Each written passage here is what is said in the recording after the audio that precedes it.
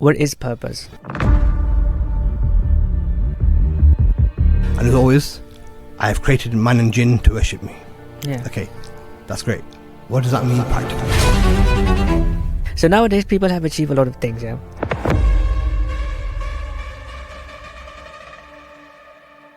So what is lacking? To build an ecosystem and a number of frameworks that can take them from being empty or being khali all the way to becoming Khalyfa, you need to remember your purpose. So we've all been given a divine duty. Because Allah has given us the royal title of Khalyfa, a Khalyfa is a vicegerent, and a vicegerent is someone who has been appointed by the king to do a certain task. Do you think the modern definition of success is misleading?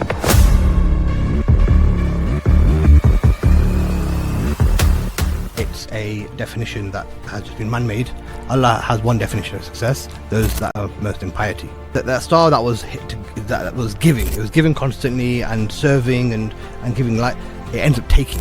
A black hole takes, it consumes, it extracts. I've seen people in UK, despite their success, they lack their purpose. What Allah expects from us is worship, but what He loves from us is fulfilling our potential. That last ring is really important, to surrender. So again, a star doesn't decide how far the reach goes, Allah decides that. Okay, with your book Khalyfa, what problems are you aiming to solve within modern professions? I talk a lot about Malcolm X, I talk a lot about Iqbal, I talk a lot about Rumi, I talk a lot about Muhammad Ali, the boxer, and I talk a lot about Imam Ghazali. Right, all of these people, they showcased a journey of purpose in some sort of way. What does the title Khalyfa mean in today's context? Unfortunately, our people, we have a very take mentality. Yeah. It's very, okay, what can I benefit from this? And that's why we lose our ethics. Sometimes we hear the biggest scams come from the Muslim world. This is the number one problem that we have. What would you tell that person who actually barely surviving financially?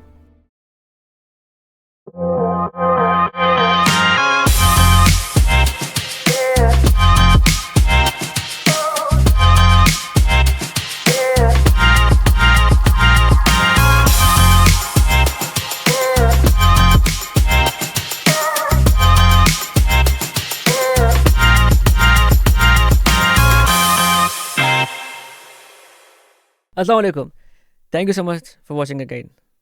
आज की episode थोड़ी different है क्योंकि आज हम उर्दू में बात नहीं करेंगे, आज हम बात करेंगे इंग्लिश में, because today is all about purpose. So if you are one of those people who has achieve everything in this life but still feel empty, if you know someone who is very successful but again they have no purpose in their life except their achievement, then this episode is for you, because today we're talking about how to find a purpose. We have a guest who has a vast experience in helping people to find a purpose and to achieve their successful life with a purpose. So I'm going to welcome my guest, Mr. Faisal. Assalamu alaikum. Assalamu alaikum, Faisal. Thank you so much for coming here. My pleasure. First thing first, Faisal, just tell us about yourself. So I am Faisal Amjad. I am based in Nottingham, and I've had a very varied career, you could say. I've lived lots of different lives in one. Once upon a time, I was a lawyer, and then I was a retail buyer. I worked with big budgets and big brands, and then I quit. Okay. I just quit. I quit just a few days before turning 30 years old. And my next chapter of my life was I was the entrepreneur. I was the businessman. I'd set up lots of different businesses. I had a e-commerce business. I had a marketing agency. I was experimenting, building, trying, and all because I was seeking what my own purpose was. And what I am today is I am a writer, I'm an entrepreneur, I am a coach, a consultant, but more than anything, I'm someone who is trying to be Khalyfa. Amazing. So one thing, you said after 30 years you find your purpose. So I'm going to ask you one simple question. What is purpose? Purpose is the reason why something exists. Okay. Now, everything has got a purpose. Yeah. Obviously, humans, of course, we have a purpose.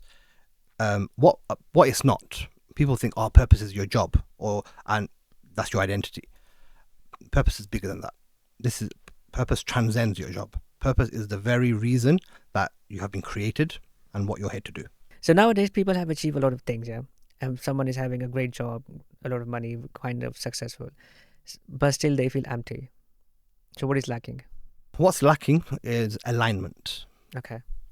They have been created a certain way and they're doing something else. It's as simple as that. Example that I give, imagine a fish that's out of water, right? And so if fish is out of water, it's like flapping around like this, Yeah. and it's tired. Why is it tired? Is it tired because it's been flapping around? No, it's not. It's tired because it's not in water. Yeah. That's what it's supposed to be. Yeah. That's what it's supposed to be doing. Yeah. And so this is an example I can give, is that we've been created a certain way. We all have a certain fitrah that Allah put into us, and we are operating outside of that design. And because of that, we're going against the grain. Where when you're young, in your 20s, your 30s, you can handle it. You can go against it. But slowly but surely, it erodes you from within. You get tired and tired. And this is why you hit your mid-30s and a lot of people think, oh, I need to start contributing more. They start doing marathons, or they start climbing mountains, or they start doing all these kind of things. What's happening is that there's something, that emptiness is starting to grow. That soul is starting to tug at them. That look, do something else. This is they're like thing. Seeking something. Exactly that. Yeah. Okay. So how would you explain someone who's looking for their purpose? How can someone find their purpose? The first thing is to understand that this is a must. That's the first thing, because a lot of people think they treat purpose as something quite light, as okay, it's a luxury. Or when I get established, when I have enough money, that's when I'm going to do it. And that is exactly the wrong thinking, because purpose essentially is your route to Jannah. It's how you're going to spend your time on earth. Time is the most important and biggest resource that we have, and it's depleting every single day. So if you understand purpose, the earlier you understand your purpose, the better decisions you're going to make, the more energy you're going to have, the more impact you're going to have. You understand? So this is why purpose is vital for you to prioritize and not delay until later. Number one. Number two, it requires non-conformist, to non-conform. Okay. Everyone is going one way, and sometimes it's very easy to think, oh, I need to do what this person's doing. I don't want to get left behind, and you just want to fit in. Peer pressure. It's peer pressure. It's societal pressure. It's family pressure. It's all of these things, and we end up doing things that we hate, doing things that we're not built for. We end up becoming engineers and doctors and lawyers and all these things that our parents want us to do, but it's not what you were made for. And so it's about understanding that, okay, it's going to require, if I'm going to take this seriously and explore it, I might have to make some tough decisions. I might have invested 10 years of my career into X, but actually I should be doing Y. And so this is, it requires this. But what is that stage where someone realizes, okay, now I'm in the wrong place? And how to realize that I'm in the wrong place, or this is not my purpose? I think the first thing is that you start feeling in your gut. I think that what we've done today is that we've switched off that gut instinct. The gut instinct served our ancestors and everyone so well. That was their main guiding. Like nowadays, what do we have? We have data. We have logic. We have we have money as our main driving force. Opinions. Or stats and whatever. And so what's happened is that we've switched off the inner signals, or we don't listen to it as much. And we think, that's wishy-washy. It's not wishy-washy. This is it's coming for a reason. It's coming for a reason. And so we need to stop ignoring it and start listening to it. The second thing I want to say is that we need to understand that everyone talks about in purpose. Oh, you need to find your purpose. No, you don't. You need to remember your purpose. Okay, this is fascinating. Okay, I'll tell you why. Because purpose is something that's already been given to us. First of all, obviously, we talked about Khalyfa earlier. Khalyfa is something that you were appointed before we were even created. Adam was mentioned. When Allah made Adam, He told the angels, I'm going to create a Khalyfa on earth. They said, why are you going to create someone who's going to cause bloodshed? And I know what you do not know. So that title was given way back. We've forgotten that. That is that. So we don't explore. Okay, what does that actually mean? We think Khalyfa means caliph, ambassador, or leader, or all of these things, or we've outsourced it. But we need to study this word, because this word is the key to us. You can't become something that you don't understand. What is the stage one where someone realize I'm in the wrong place? What is kind of a thing when you say you have to remember? What do I have to remember actually? Okay, so first of all, you have to remember that you're created for more. It's not enough that you're just doing your day-to-day job, and you are here to serve. You're not here to consume. That's the biggest thing, right? You have to understand that there's a responsibility on your shoulders, right? As a Muslim, also as a human, right? So this is the number one. Not that doesn't come to you because we're busy day to day. We don't always think that. But let me tell you one thing. Now, a lot of my clients, I've seen this pattern. Most of my clients are around 34 to 40 years old.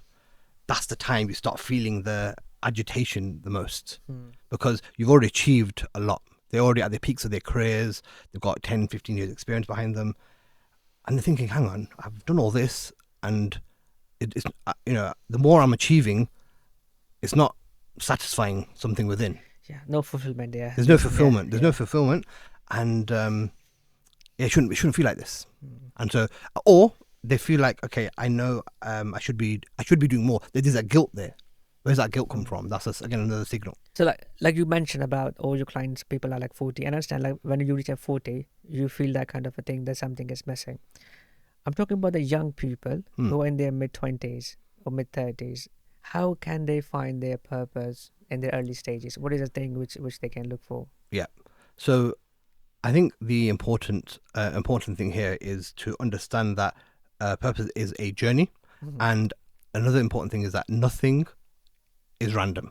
So, for example, if you are in the corporate world in your 20s, Allah's put you there, right? So it's not about, get out of that and do something impactful. No, it doesn't mean that.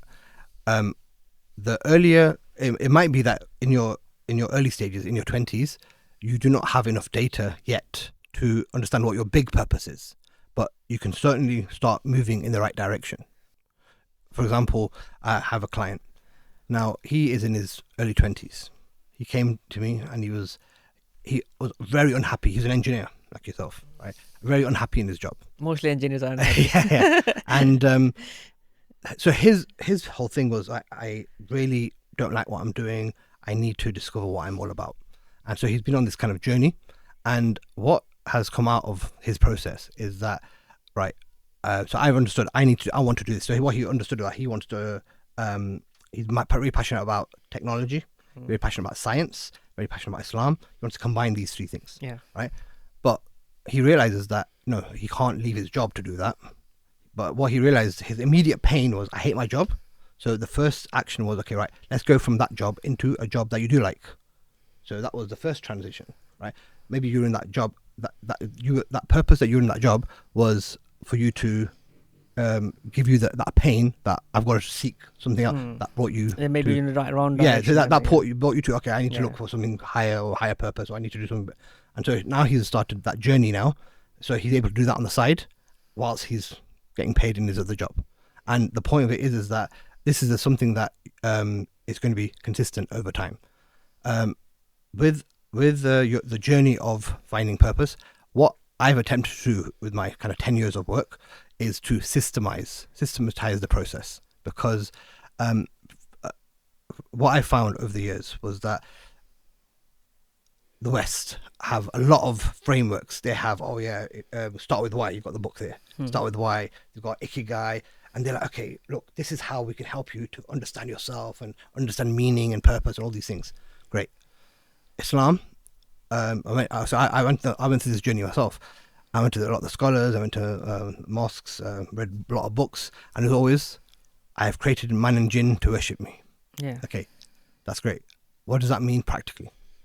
And so what I have been trying to do all these years is to help that person who might be in their 20s, they might be in their 30s, wherever they are, to build an ecosystem and a number of frameworks that can take them from being empty or being khali all the way to becoming Khalyfa through step-by-step process. There's 5 stages. So the first stage is you need to understand the bigger meaning. You need to understand that what you're here for, Okay. right? The macro purpose, I call it, or the bigger picture. And okay, we know that I've created man and jinn to worship me, but we need to understand that, okay, you're here to be a Khalyfa and all these things, right? What does that actually mean in life? You're here to put order in on earth, and basically it's all about meaning. Yeah. Because without meaning, we don't want to do anything. A child, the reason he asks why is because it wants meaning Yeah. for why it needs to do something. So stage one is actually to have meaning. Yeah, meaning of your existence. Yeah. Stage two is to understand yourself. Okay. Right. And not just on the surface, go deep. Because again, as I said, purpose is something that you remember. You have to extract, because we were born on fitrah. We were born, and over time, school and parents and media, they put layers and layers and layers and layers upon us. And so we have to extract and get to the depth of, okay, this is what I am passionate about. This is what I'm really good at. This is what I care about the most. This is the problem I want to solve in the most. This is my temperament. This is my intelligence. All of these different things that really, really speak to who you are. I call these are your gifts.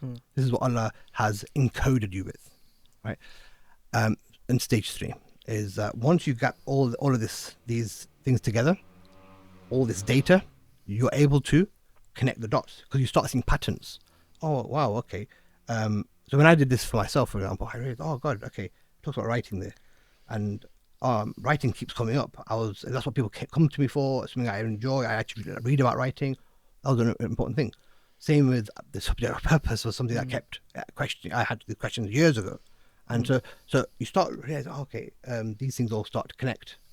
Then so stage three is where you start thinking, okay, this is what my mission is. This is what my mission is, and how do I deploy it into the world? This is where I start serving and things like that.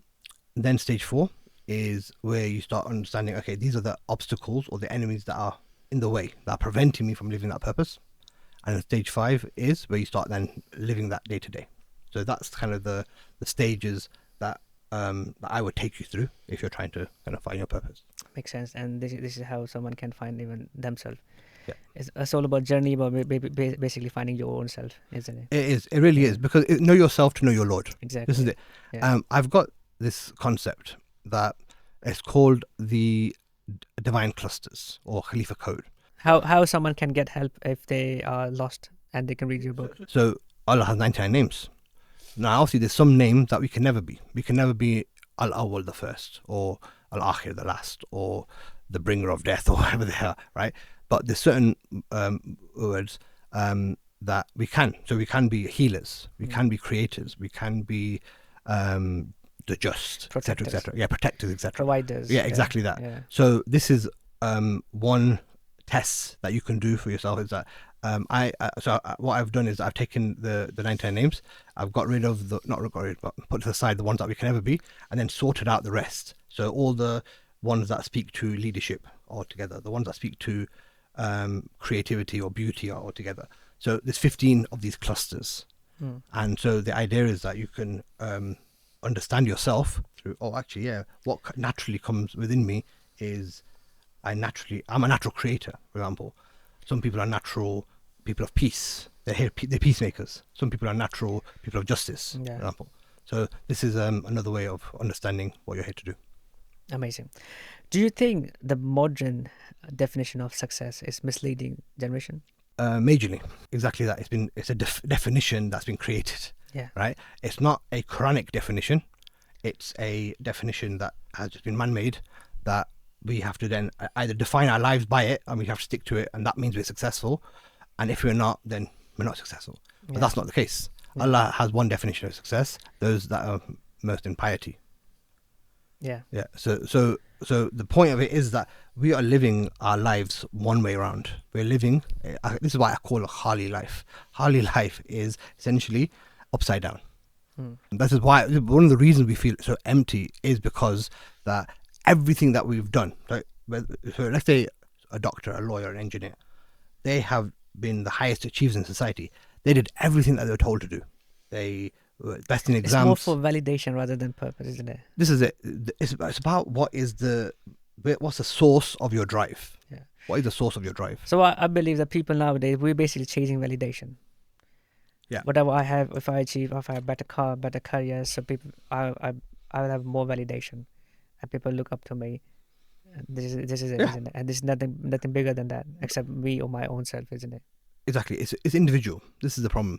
Now, look, I've got this model and this concept that I explain. Let me tell you the story. So this started. So last year, I have a lot of calls with different people. So I had a call in about a month with a surgeon, a rocket scientist, and a big IT director, massive company, and mashallah, all of them super successful. All a couple from the UK, one from the UK, US, and Europe, 40s and 50s, and one was in the 30s. And so I thought, wow, these are super high caliber, the best of the best, right? And I was looking at them, and I thought, why they wanted to speak to me? They've achieved what everyone aspires to become. But there's this word that kept coming up, this emptiness. They felt empty or unfulfilled. Like one of them was saying, I'm thinking of just moving countries. I'm moving back home to the Middle East. Why do you want to do that when you've built up everything? Oh, well, I feel this is pointless. I've achieved everything I need to achieve. It doesn't satiate or doesn't satisfy the soul because the soul was created for something else. Yeah.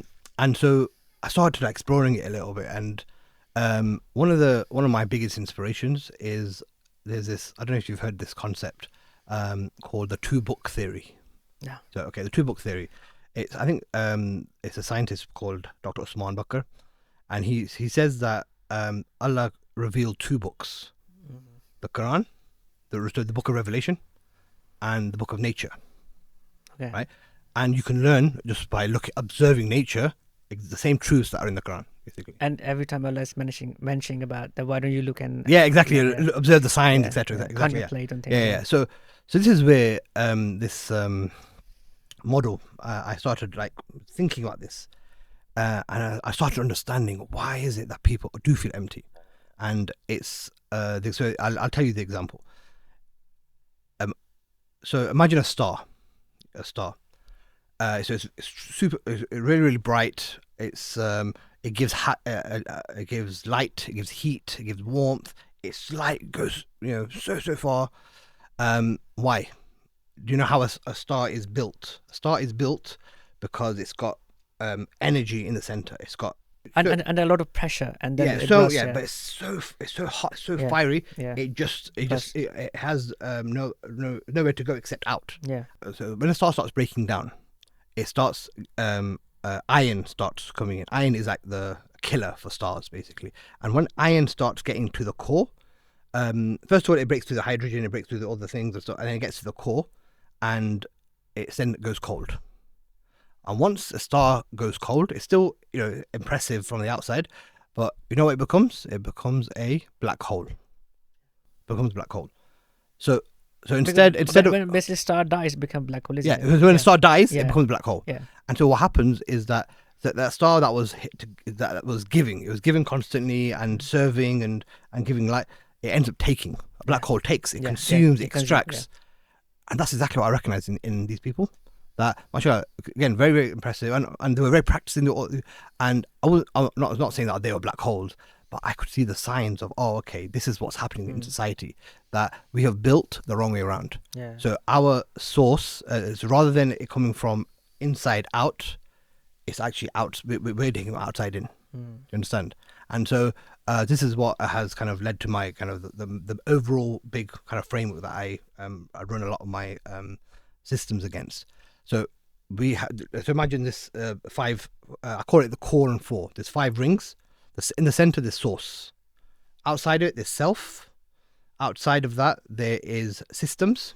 Outside of that, there is service, and outside that is surrender. Now, think about it the opposite way around. So imagine instead of surrender, what we do is control. We think, okay, I need to control the job I get. I need to control my job I get. I need to control whatever I do.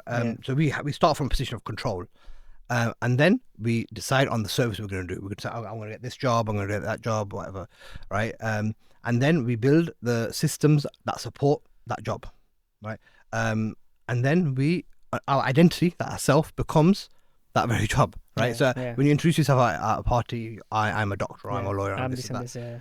And the source is an afterthought. We don't really consult the source. That's Yeah. just whatever. But so that's why what happens is that's black hole living. You see, that's the essence of becoming Khali, Like basically. achieving something but without fulfillment. Yeah, exactly that. So whereas when it's and this happens with anything that you make your source, Yeah. like if you make money your source, or if you make your job or respect, these are all finite things, and it'll eventually empty out and and go cold. It'll become a black hole.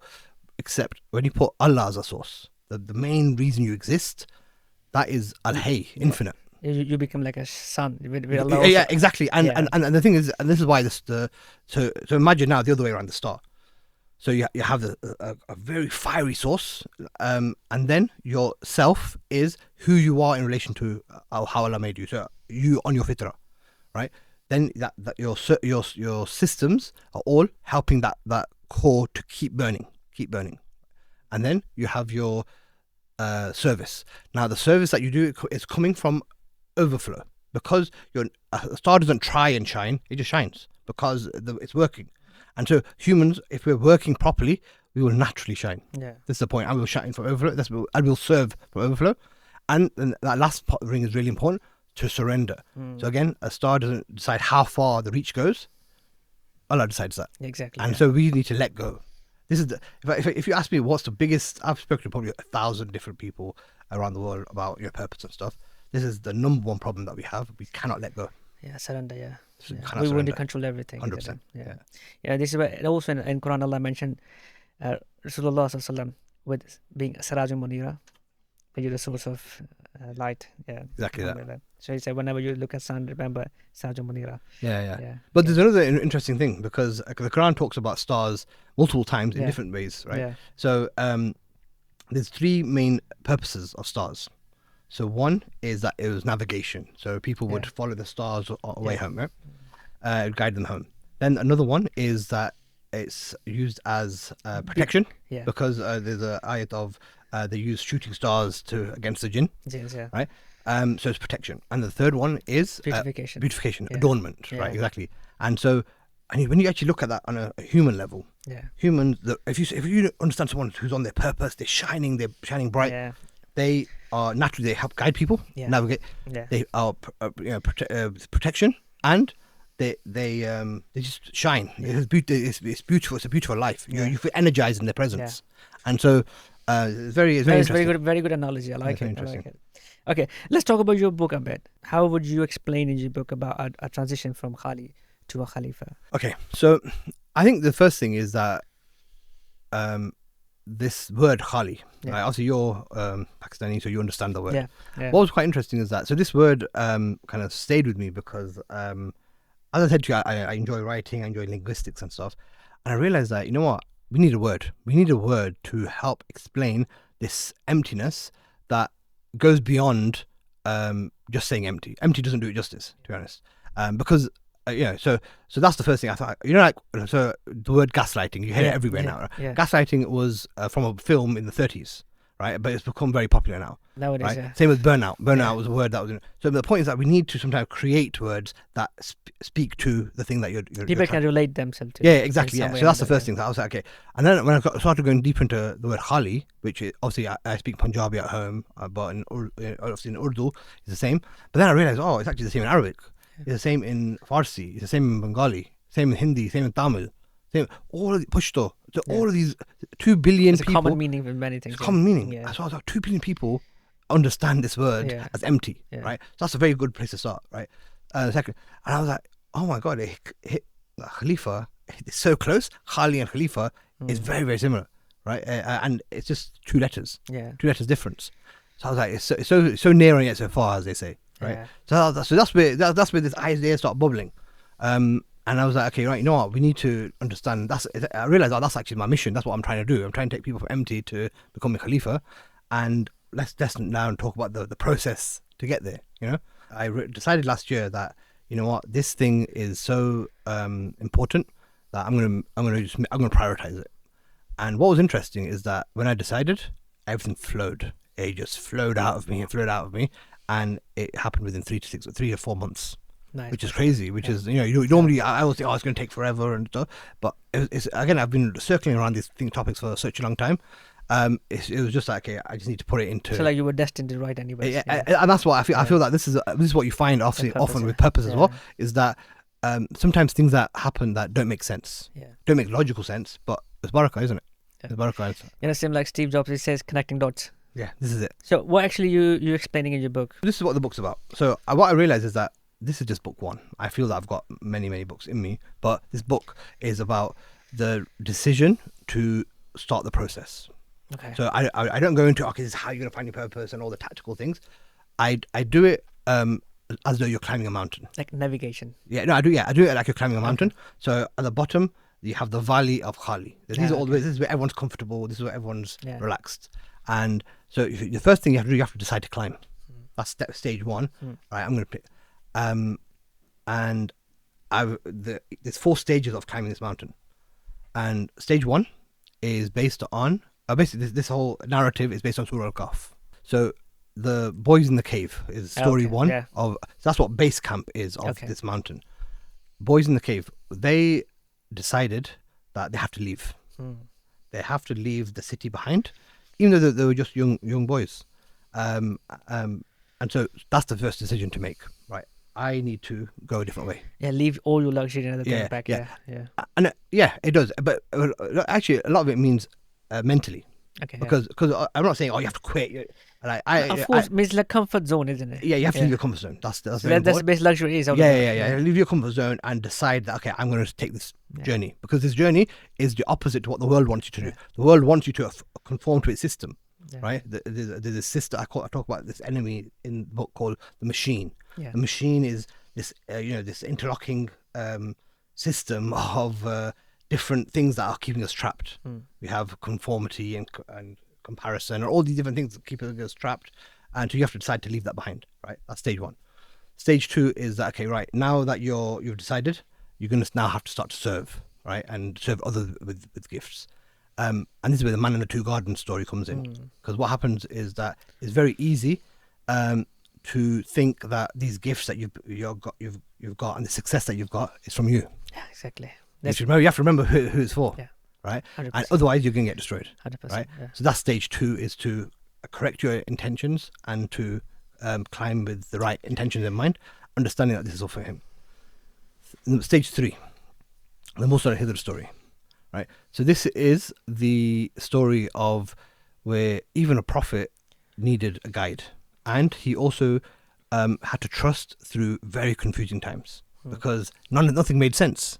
Why would you kill a boy? Why would you break the ship? Yeah. Well, so none of it made sense, but you have to trust through the confusion, and this is what that stage of purpose looks like. That, hang on, I need to keep going. And trust the process. Just trust the process. Yeah. Because again, your logic is going to kick in. Oh my god, but I know this is taking me down this different route that I didn't expect to go down. But actually, that's by design. Yeah. Right. Exactly. Keep going. Right. And because this is part of this is your test as well. That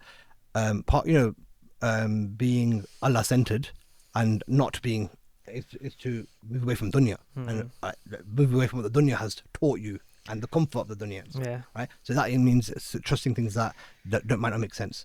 That's stage 3.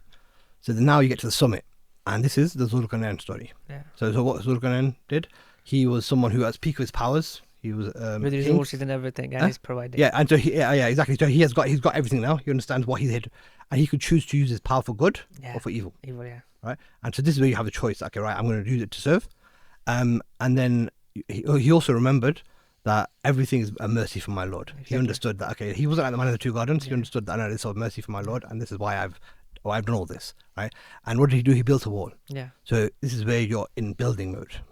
Yeah. So and you build until you die. This is the and what we're doing as well is that the definition of Khalyfa. So from so the way I've defined it is it's perfect integrity between who you are and what you're here to do.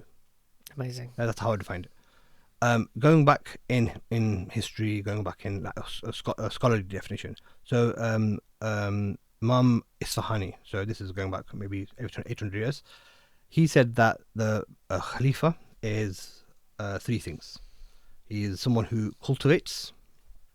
He is someone who cultivates, he's someone who stewards, and someone who worships. Right. So these Okay. are three things. Right. And so what we've done is that we focus purely on one thing, and we need to understand that we've got all of these different aspects to do. What is the one clear warning when someone realizes that I am not living up to my purpose? Yeah, there's a couple of things that come to mind. I think the first one is where you feel it in your chest. I think that there's a sort of dread that kicks in. I think that's one that I've definitely seen in a lot of people. One is that when your work drains you. Work is not supposed to drain you. In UK, everyone is drained, isn't Everyone is drained, but that's because the kind of nature of a job is very difficult. Isn't absolutely, yeah. But this is again, it's very interesting because again, the overall objective is to optimize and maximize, and it's to get to milk every ounce of every single person, right? That's not what we're kind of here to be. But to give you an example, so have you read The Road to Mecca by So again, really interesting anecdote in that is that. So this obviously convert, he went to the Middle East, and he was obviously documenting his findings, and he said, "Oh, I noticed that just like we have a day of rest in the West on Sundays, and that seems to be an escape for many people in the West. Oh, this is the day I can rest and get away from my horrible job. But in the East or in the Muslim lands, it never used to be like that. They seem that after they pray, they go back to work. And it seems like just a normal. They seem to be harmonized with just another the day, nature of work. And so I thought also that was quite interesting because again, when you're aligned and you understand what you're doing, you don't feel tired anymore. You don't feel tired. Yeah. This is the point. This is the point. I totally agree. I totally agree. This is why a lot of my work. There's 5 core people that I've anchored to. Obviously, I've taken a lot of inspiration, obviously, from the Quran and all these different, but to help explain each stage of the journey, I talk a lot about Malcolm X. I talk a lot about Iqbal. I talk a lot about Rumi. I talk a lot about Muhammad Ali, the boxer, and I talk a lot about Imam Ghazali. Right, all of these people, they showcased the journey of purpose in some sort of way. Right, Rumi especially, he talked a lot about let the work you do be what you love. Or let what you love be what you do. And he talks a lot about, again, this should be something you do with your heart, and it's not something that but even in the journeys, like you've got Imam Ghazali, for example. So he was someone who was super successful as a scholar, right? He was peak of his, and then he left it all behind. Because he realized like, this is something that I'm doing for. I'm not fully in. My heart's not fully there and stuff. So he left it all behind and found his way back. Right, there's a kind of crushing moment. Rumi was the same. So this is the thing that you understand that this is not you're not a machine.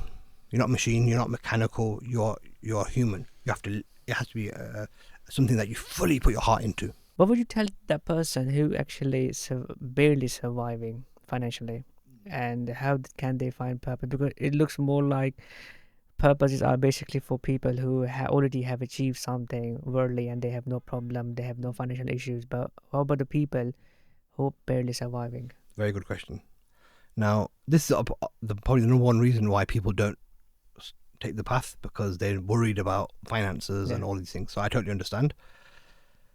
The truth of it is that I believe that, again, purpose is mandatory. It's something that you must do, and your job can be a route to your purpose. Your job is not something that should get in the way of your purpose. Do you understand? So I'll explain what I mean by that.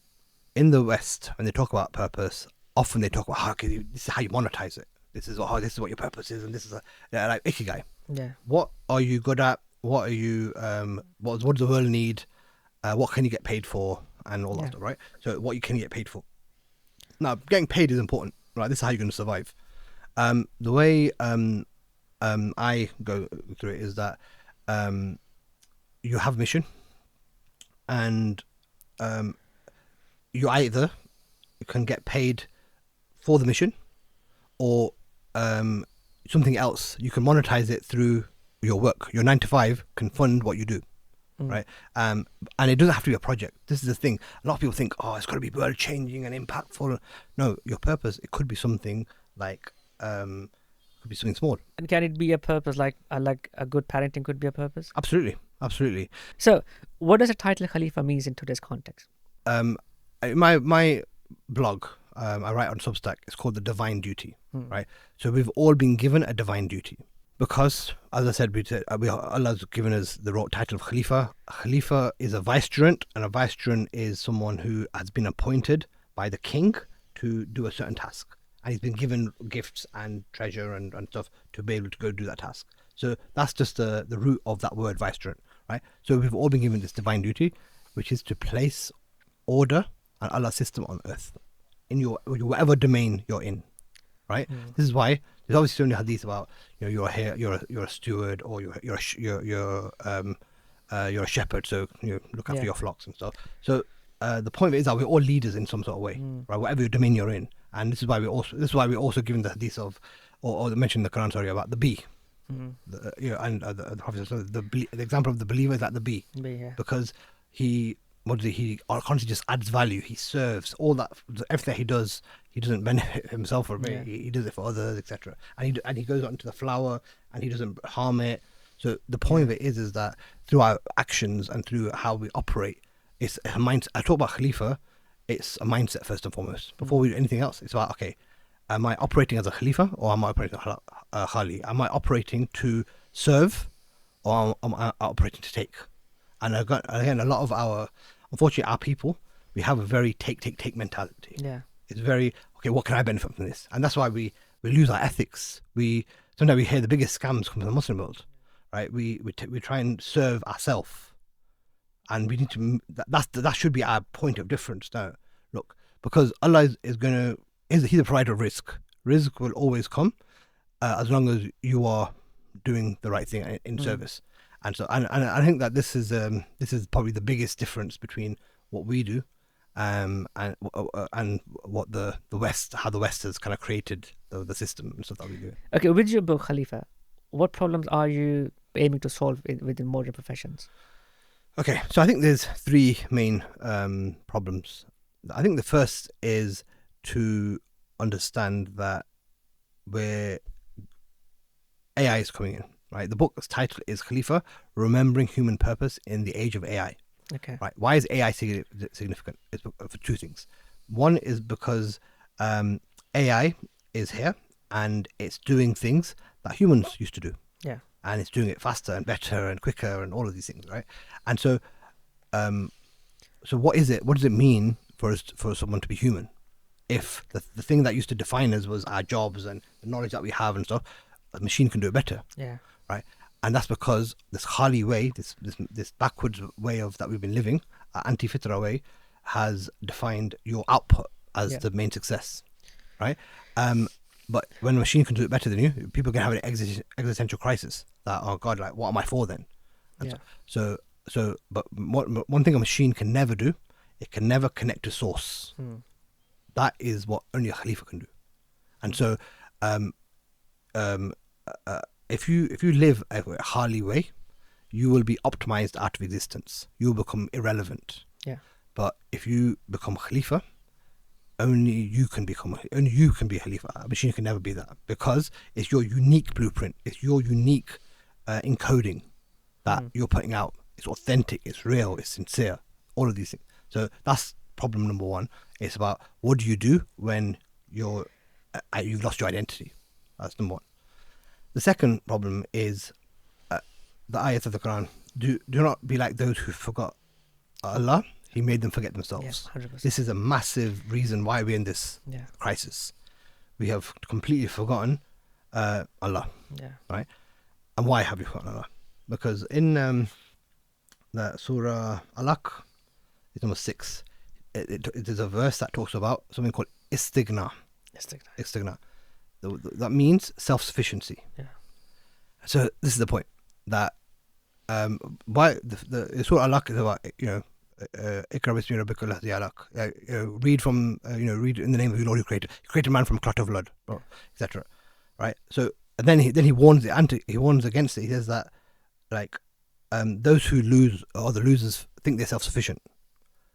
This is the problem of society. Because we think we are self-sufficient. We think, but this is why we've forgotten Allah. Yeah. Because we think we're self-sufficient. Yeah. Oh, well, we don't need anyone else. We don't need anyone else. Yeah. We have we've achieved X, Y, Z, and we've done this, and the technology has advanced so much now, and so AI is going to come in, and now we think that ego is going to be even more bigger because now we can build things and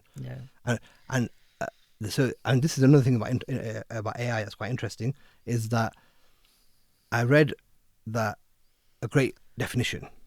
The definition of power is how quickly you can go from thought to action. That's the definition of power. So how much more power you have, the quicker you can go from idea to action. Yeah. So think about a CEO. Like, he just tells his team and they go off and do it. Think about a king. He just tells his team and they go and do it. Allah, kun fayakun. Like this, right? And so for the first time, obviously we don't have anything like kun fayakun. We have something as close to it as we've ever had. Now, what's the world going to look like when a bunch of Khali people have that kind of power? Yeah. Massive destruction. Destruction. Yeah. It is, because you're amplifying emptiness. Emptiness, yeah. And so that's what we can experience nowadays. If you look at it, people are not happy with their life. No spouse, family, kids, children. No one is happy with. Absolutely. This is why the mental health crisis is like never before. Yeah, so it's a new industry taking place. Because what's happening is that we've lost our meaning, we've lost everything, and so because we're just in survival mode, we go to addiction, we go to pleasure, we go to I just need to survive. Short term thinking. Exactly. But this is why. So there's a bigger thing to this. This is not about individual. I need to sort myself out. No. This is if you sort yourself out, and lots of people sort themselves out, that's how society will eventually. This is idea. I think so. Everyone needs to talk about, and also especially with the younger generation, so they can at least align themselves to a purpose, and also think about what they are doing with their life and what is right, what is wrong. Because in our society, what we talk about is good and bad, but what you're talking about is basically what's right and wrong. And when you think on a bigger picture of right and wrong, then you can find at least a purpose. Okay, this is the right thing. I have to do it. Whether it's a good or bad doesn't matter. Yeah. We were talking earlier about complexity. That the world has become so complex. There's so much going on, and that's why our brains are tired. We're just frazzled because there's so much chaos everywhere, and some of it's by design. Because if the more you're busy in the noise, the less you can focus, right? But there's a reason for that, and the antidote is also in the Quran, right? Because there's the godly way, which is order, and then there's the satanic way, which is disorder, right? And what's Shaitan's purpose? It's actually to take you off your purpose. That's it. That's his war is like, I'm going to take to distract you in any way possible. But I'm going to take him off his path, so he doesn't get. That's until the end of time, right? And so basically, we have keep him busy somewhere else. So basically, my point is that if you want to understand how to get how to survive this world, I have this concept called zig and zag, right? When the world zigs, you zag, because the world is like basically we have the godly way and we have the satanic way, and if it's not godly, is all if it's not godly, and what is godly is defined in the Quran, right? Okay, what does the Quran say about economics, or I talked about riba and stuff. What do they talk about family? What do they talk about? It talks about all these things, and so if you can recognize, actually the way the life is operating is the opposite, then okay, right, that's the satanic way. Exactly. Do you understand? So and it actually makes it very, very easy, because normally we get into details and we get into the nitty gritty. But the grey area here and stuff. No, to be honest, to survive, often when I go into business consulting and stuff, there's a lot of chaos and a lot of mess going on, is because they've over-engineered. It's become very complex. So you have to simplify things and untangle and simplify. And I think this is the key to even our own lives. Purpose. This is why I talk about purpose as the master key, because it detangles everything. This is my over objective. This is why my mission. Is this aligned with mission? Yes. Okay, do it. If it's not, no, don't do it. Amazing. So I'm going to ask you another question. People are like ambitious, people want to follow their careers, so can their career be meaningful rather than only achievement? Yes, it can. But I think first of all you have to diagnose where you are on the path. Now, I've got this, again, this model that I've created called the levels of meaning. Now, there's 6 levels on this kind of, let's say, pyramid. Level 1 is where you feel highly. Why do you work? You work because to get what you do. I work to get what I can get, right? So that person is not connected at all. They don't care about what they do. They just want to get paid. That's the lowest level of work that you can do, or in terms of meaning at work. Then you have level 2. I work for status. So this is most people. About 80 to 90% of society is they work for their paycheck, for the status, for the not just pay the bills, but for the lifestyle that they have, right? For the title that they've got, etc.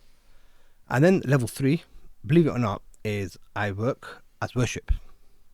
Right, it's only level 3. This is quite interesting, right? In level 3.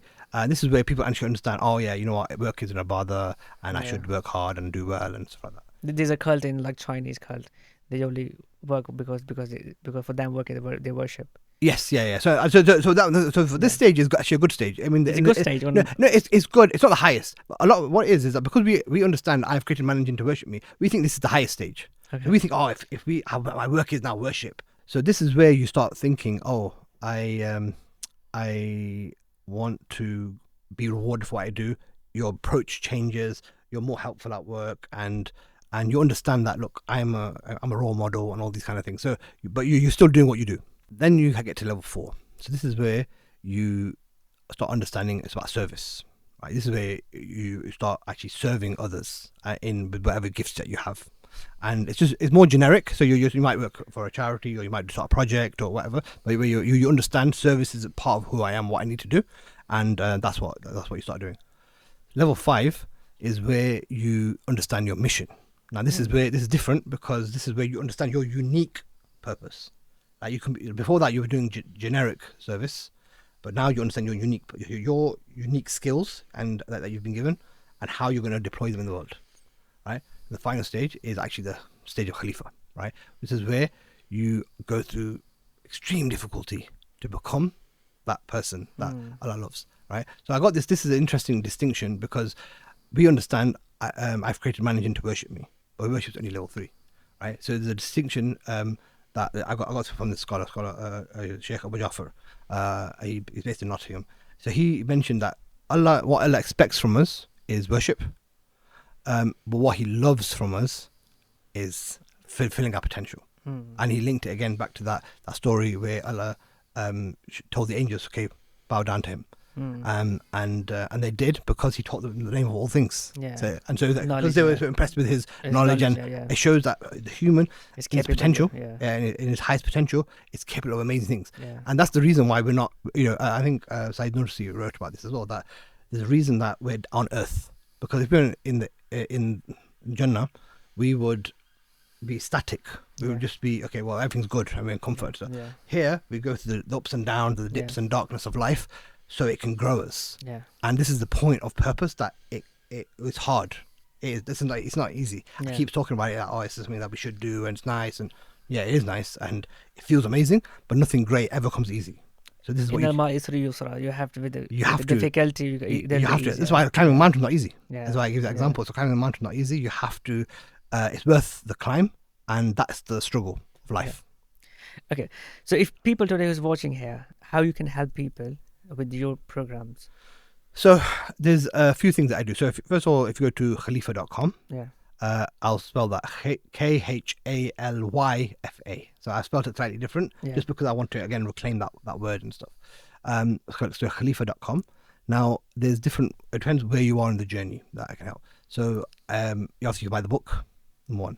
I've got an assessment. So the assessment, I think I mentioned earlier about you understanding yourself from Allah's names. So you can do that. You can do an assessment, and you can understand. Oh, I'm here.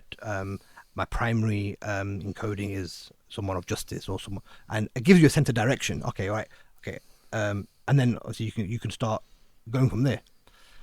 So that's another thing that you can do. Obviously, I do coaching. And I've got a program. So the program is called the Know Your Purpose program. And so this is a 40-day program where end to end, you go on that journey from being Khali to Khalyfa. Okay. right? And through those 5 stages I mentioned at the start. And how someone can enroll into it? You can find that again on Khalyfa.live. L-I-V-E. Like on your website, all the information. Yeah, a lot of the information If is they there, want to enroll in your program, they can do it. Yeah, they can do that there. days. Yeah, it's Okay.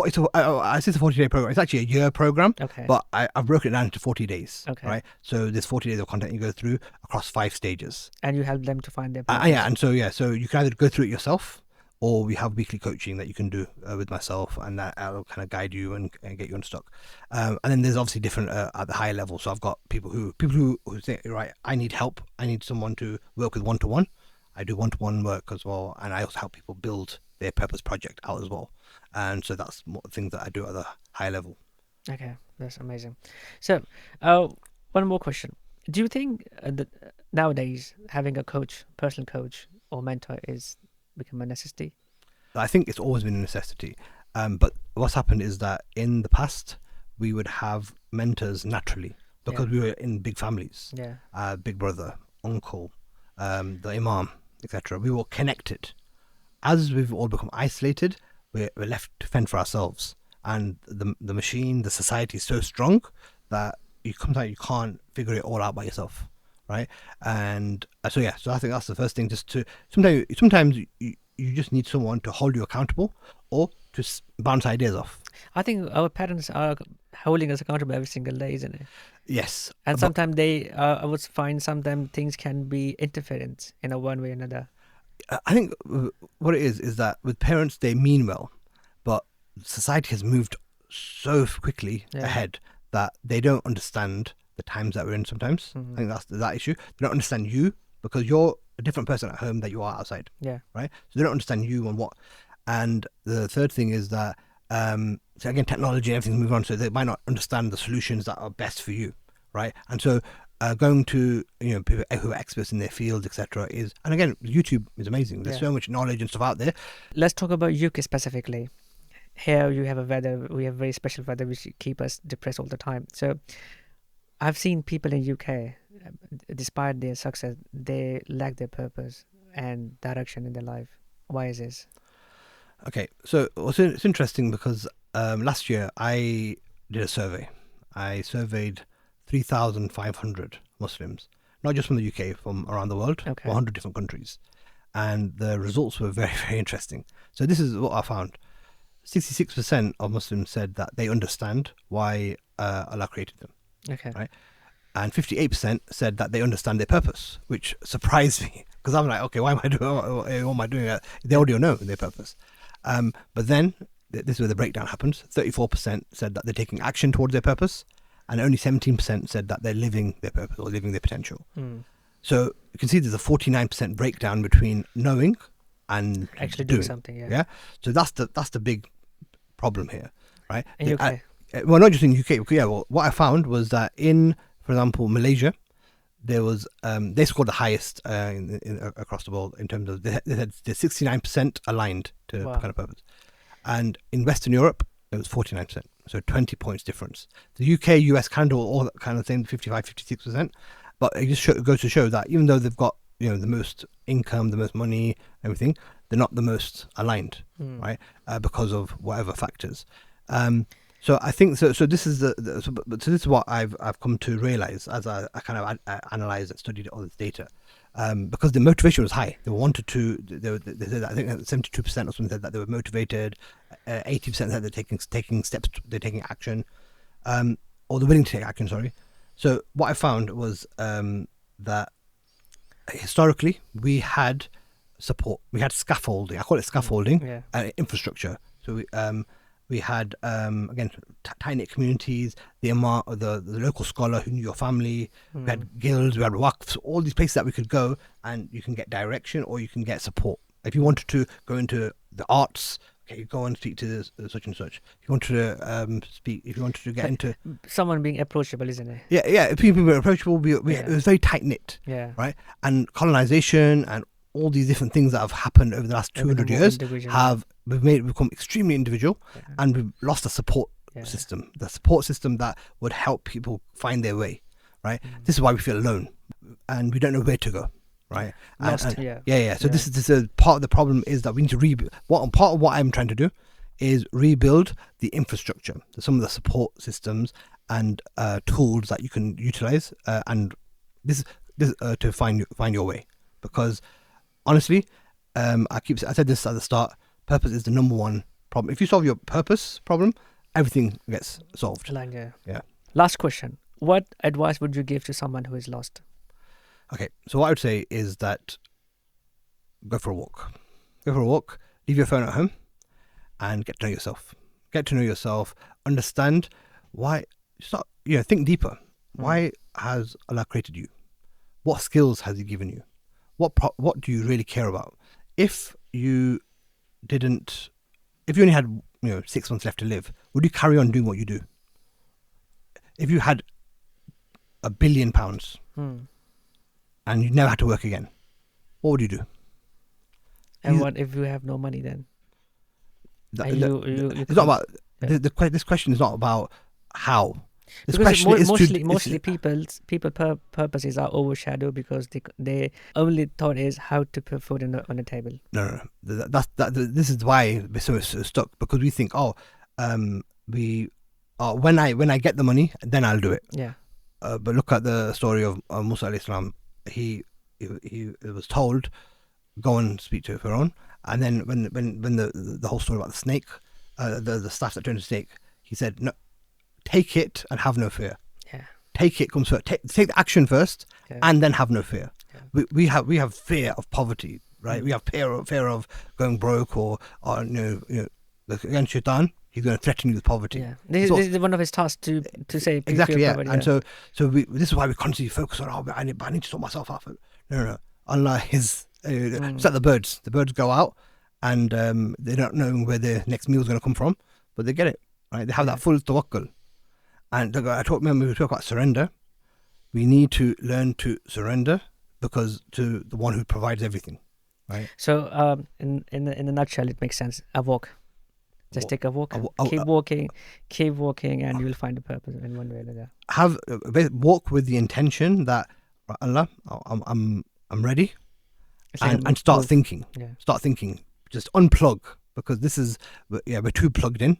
Unplug, and the journey will start. Amazing.